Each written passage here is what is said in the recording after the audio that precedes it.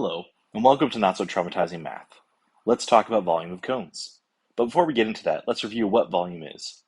Volume is the space taken up by a 3D object. The formula for finding the volume of a cone is V equals 1/3 times the area of the base times height. B represents that area of the base, and H represents the height of the cone. Now, when we're looking at a cone,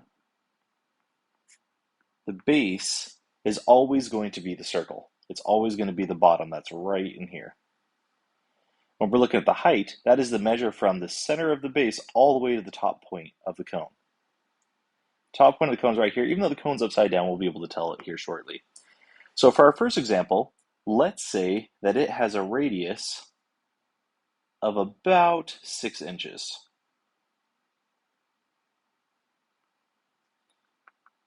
And let's say that the height of the cone is about 10 inches. All right, so let's go ahead and let's plug these numbers into our formula. So as always, I'm going to show my work on here. So let's just continue to show our work. So V equals 1/3 base times height. I think always writing the formula is a great way to show your work. And in order to find B, or our base, let's use a different color for that here.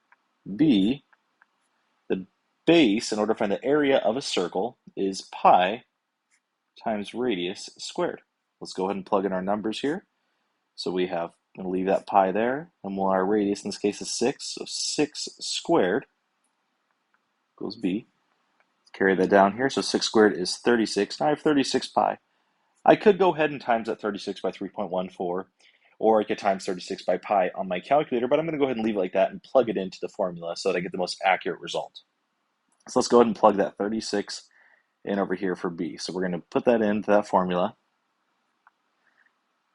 So V equals 1/3 times 36 pi times our height of 10. So I'm going to go ahead and multiply that 36 and that 10 first, and that's going to give me V equals 1/3 times 360 pi. So now I'm going to find 1/3 of 360 pi, and the easiest way to do that is just do 360 divided by 3, which in this case, it's just going to give me 120 pi. So now that I have it here, I can go ahead and plug it into my calculator, or I could use 3.14. For me, because I like the most accurate result, I always like to plug it into my calculator.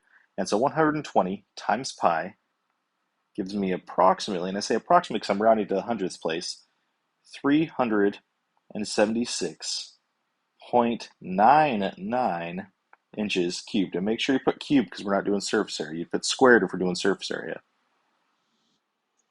All right, for our second example, it's going to have a radius of 21 millimeters, and it's going to have a height of around 33.3 millimeters.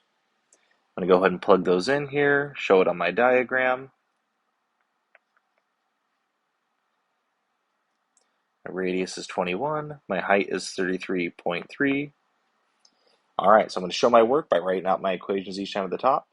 So volume of a cone is 1/3 times area base times height. And to find that area of the base, it's going to be pi r squared, because I'm just using that circle area formula. Let's go ahead and plug that 21 in for my radius. So in this case, it's going to be B equals pi times 21 squared. 21 squared is going to come out to 441 pi. I can go ahead and use that 441, and I'm just going to plug it right back into my formula. So let's go ahead and plug that in there. So volume equals 1/3 times 441 pi times 33.3. I'm going to multiply that 441 and that 33.3, and that is going to come out and give me V equals 1/3 times 14,685.3 pi. Now the next step I'm going to do is I'm going to do that 1/3 times that 14,685.3, and that's going to give me 4,895.1 pi. Now I'm going to go ahead and plug it in my calculator. It's going to give me approximately an answer here because I'm going to be rounding to the hundredths place, but it's going to give me 15,378.41 millimeters cubed. So that's how we find the volume of our second cone. If you enjoyed the video, feel free to add to my numbers by subscribing. Now go out to divide and conquer.